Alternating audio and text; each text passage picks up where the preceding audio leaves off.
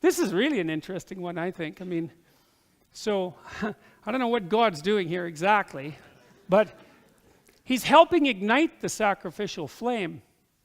And that's kind of an interesting idea, I think, because, let's say that you have an impulse to make a sacrifice. You think, well, I should change this about my life. Well, it's like, where does that come from, that impulse?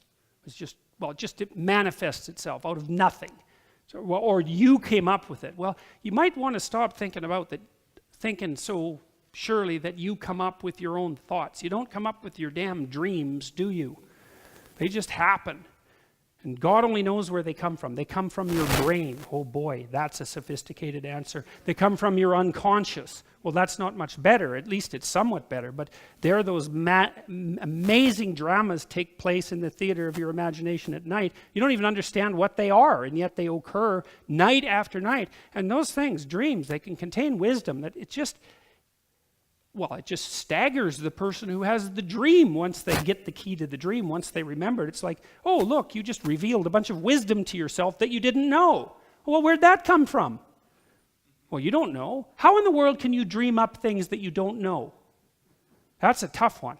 Maybe we'll talk about that at some point in this lecture series, because there are some reasonable things that can be said about that. But, the idea that there's something that's not you. Jung would call it the self. Carl Jung would call it the self, which he thought of as the totality of your being across time and space. It's something like that. And that, each second that you exist is a slice of the self manifesting itself across time and space. And he thought of the self as partly the voice of conscience, whatever that is, that helps guide you when you have to make a difficult decision. And a difficult decision might be, well, what do I need to sacrifice? How do I need to discipline myself, right? What do I need to forego? Well, how do you figure those things out? Well, this picture is trying to put forth the idea that perhaps if you had established the proper relationship with God the Father, and we've talked about what that might mean, then he would help figure out how to get the sacrificial fires burning so that you could stay in a proper relationship with him across time. Well, if that's such an unreasonable proposition, what's the alternative proposition? Well, this isn't working out very well, that's for sure. Cain seems to be doing it, I don't know what it is. It's like, it's as if he thinks he can only do it himself, or maybe he wants only to take credit for it, or something like that. He's not in this grateful, let's say, and grateful and inquiring posture, because that's what a prayer for a posture should be. It should be grateful and inquiring, and grateful is, thank God things aren't worse for me than they are. And you should be grateful about that, because they could be a lot worse than they are, man. They can be so bad. And inquiring would be, well, I don't really know how I could make it better, but I'm open to suggestions, man. If I can figure out how to do it, I'll try it. That's the humility and the inquiry. That's a humble inquiry. How could I make things better? It's something like that. And that's like, what sacrifices do I need to make in order to make things better? That's a good question to ask yourself. You could ask yourself that every morning. What sacrifice do I have to make things better? You can decide what constitutes better. How about that? Then it's not even as if it's being imposed on you. Come up with your own notion of what constitutes better.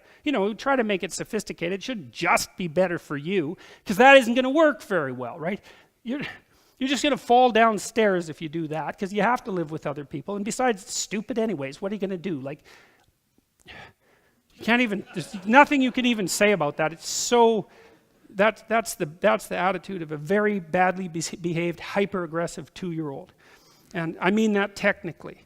And so you could ask yourself, well, how I have this day that lays itself out in front of me. What thing could I let go of that's impeding my progress, that if I let go of would make my life better, my family's life better, my culture's life better, my being better? And then that would give you something to do for the day, wouldn't it? And to justify your miserable life. Because you need that. That's the whole point of the first story of Adam and Eve. What do you have? A miserable life. Okay. What am I going to do about that? Well, if you just have a miserable life, you're just going to suffer stupidly and get bitter about it. That's what happens to Cain. It's like, well, how about not doing that? Because that seems to just take a bad deal and make it worse. How about making a sacrifice and seeing if you can please God and put being on track? God, that'd be something to do. What could be better than that? What could possibly be better than that? Well, that's why it's archetypal, man, because nothing's better than that. That's where it tops out. So when you can do that every day. You'd have to do it in a little way because, like, well, what good are you, you know? You're not going to go and bring this socialist utopia into being in one fell swoop.